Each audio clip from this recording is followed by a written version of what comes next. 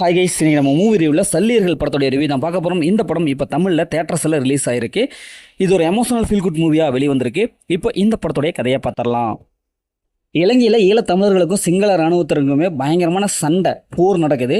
அந்த போராட்ட காலங்களில் பதுங்கு குழிகளில் பதுங்கி ஈழத்தமிழர்கள் சிங்கள இராணுவத்தில் அப்படி சண்டை போட்டுருந்தாங்க. அப்படி அந்த போரில் காயமடைந்த இராணுவ வீரர்களுக்கு மருத்துவ உதவி செய்வதற்காக நம்ம ஹீரோயின் டாக்டர் அங்கே போகிறாரு, அந்த பதுங்கு குழியில் போகிறாரு. அதே மாதிரி ஹீரோவும் ஒரு டாக்டர் இருக்காங்க. இவங்க ரெண்டு பேரும் சேர்ந்து அவங்களுக்கு நிறைய உதவிகளை செய்கிறாங்க, மருத்துவ உதவிகளை செஞ்சுட்டு இருக்காங்க. இப்படி இந்த பதுங்கு குழியில் இருக்கிற அந்த மருத்துவ முகாமை எப்படியாவது அழிச்சுடணும்னு சொல்லிட்டு சிங்கள இராணுவத்தினர் பிளான் பண்ணுறாங்க.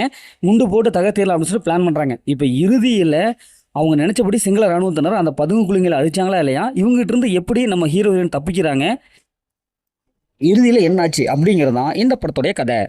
இந்த படத்தோடைய பாசிட்டிவ் பார்த்தாவே இதில் நடிச்சு எல்லாமே சூப்பராக பர்ஃபார்ம் பண்ணியிருக்காங்க. குறிப்பாக ஹீரோயின் அவங்க அப்படியே டாக்டராக வாழ்ந்துருக்காங்க. ஏன்னா அந்தளவுக்கு மிரட்டுறாங்க, நடிப்பில் மிரட்டுறாங்க.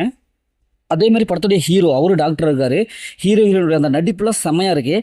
அந்த காலகட்டங்களில் சிங்கள இராணுவத்தினர் தமிழர்களை எப்படிலாம் போராடி இருக்காங்க, அது குறிப்பாக மருத்துவ உதவி கிடைக்கிறதுக்காக என்னவெல்லாம் போராடி இருக்காங்க, அதையும் விட்டு வைக்காத இப்படியெல்லாம் அவங்களை அடிச்சிருக்காங்க அப்படிங்கிறத தெள்ள தெளிவாக சூப்பராக காமிச்சிருக்காங்க. எமோஷனல் நல்லா கனெக்ட் ஆகுது. இதில் அந்த கருணாஸ் அவங்களுடைய கேரக்டர் செம்மையாக எழுதி எடுத்திருக்காங்க. கருணாஸ் ஒரு சில கேரக்டர் வந்தாலும் மனசு ஹார்ட் அப்படி டச் பண்ணுறாரு. அந்த அளவுக்கு எமோஷனல் பாண்டிங் ஏற்படுத்துறாரு. அதே மாதிரி ஒவ்வொரு தடவை இறப்பாங்க, அந்த இறக்குற தருவாயிலும் கூட தலை குனிஞ்சு சாகக்கூடாது, தலை நிமிர்ந்து தான் சாகணும் அப்படின்னு சொல்லிட்டு அந்த பாண்டிங், அந்த வசனம் பேசுவாங்க. அது சூப்பராகவே வந்திருக்கு. இந்த படத்தோட ஸ்க்ரீன் பிளே பொறுத்தளவுக்கு செகண்ட் ஹாஃபில் நம்மளை அழ வச்சிடுறாங்க. அது கிளைமேக்ஸில் நம்மளை அழ வச்சிடுறாங்க. இந்த படத்தோட மைனஸ்ன்னு பார்த்தாவே இது ஒரு உண்மை சம்பவத்தை அடிப்படையாக கொண்டு எடுக்கப்பட்டது. அதனால மைனஸ்ங்கிறது எதுவுமே இல்லை. ஒரு எமோஷனல் படம், ஒரு சூப்பரான ஒரு எமோஷனல். இந்த படத்தில் அந்த மாதிரி சீன்ஸ்ல எதுவுமே இல்லை. ஃபேமிலியோட பார்க்கலாம். மொத்தம் அந்த படம் சூப்பராக சொல்லுவாங்கன்னா இந்த படம் ஒரு ஒருத்தான மூவி தான். ஓகே, இதே மாதிரி அடுத்து ஒரு புதிய மூவி ரிவ்யூ சந்திப்போம்.